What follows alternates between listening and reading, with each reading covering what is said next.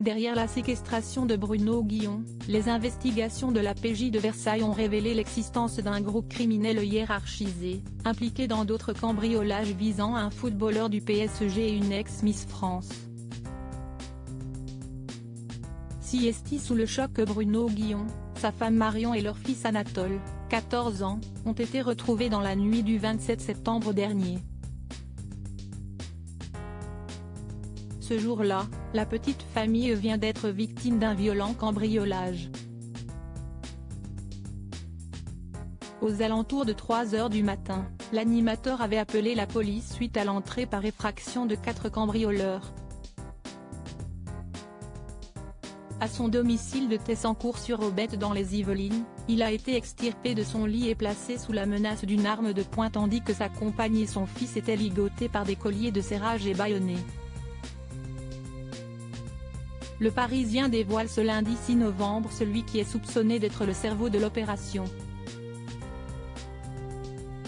Derrière cette séquestration, l'homme de l'ombre a 27 ans, et il a été écroué vendredi. Les investigations de la PJ de Versailles ont révélé l'existence d'un groupe criminel hiérarchisé, impliqué dans d'autres cambriolages visant un footballeur du PSG et une ex-Miss France, nous apprennent nos confrères. Les cambrioleurs de Bruno Guillon étaient violents, chevronnés, structurés et organisés. On est donc loin ici du petit voleur d'opportunités. Ces malfaiteurs, soupçonnés d'avoir menacé la famille de l'animateur, appartenaient à un groupe criminel hiérarchisé qui s'en prend à de nombreuses personnalités en région parisienne.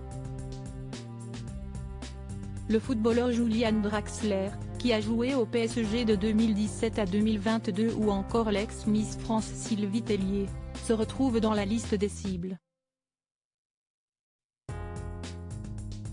Selon les informations du Parisien, les enquêteurs de la police judiciaire de Versailles ont interpellé, le 30 octobre à Paris, Kamel Z. 27 ans, un homme bien connu des services de police. Grâce à des écoutes téléphoniques, il pense que c'est lui qui a recruté les cambrioleurs et joué le rôle de donneur d'ordre. Des conversations, interceptées par les policiers avant son arrestation, au cours desquelles Kamel Z. évoquait la préparation de nouveaux hommes jacquins, avec de violentes séquestrations. Ce dernier a été mis en examen pour vol en bande organisée, association de malfaiteurs et placé en détention provisoire, ce vendredi 3 novembre. Le nombre de suspects impliqués et mis en examen s'élève donc à 4. Ils sont en effet 3 cambrioleurs à avoir fait main basse sur des montres de luxe, 1500 € en numéraire et divers sacs et maroquineries. Ceux qui ont ensuite pris la fuite sont alors identifiés. D'abord 2 premiers suspects, des adolescents de 16 ans, sont placés en garde à vue, où ils font usage de leur droit au silence, le 10 octobre. Enfin, un 3e cambrioleur présumé est interpellé le 13 octobre, mais nie toute participation au braquage, même s'il reconnaît s'être retrouvé dans un des véhicules utilisés lors du cambriolage. Lui aussi comme les 2 autres est mis en examen et placé en détention provisoire. Désormais, ils sont rejoints par Kamel Z. Grâce aux écoutes, les policiers ont acquis la certitude que cet homme a organisé le braquage de Bruno Guillon.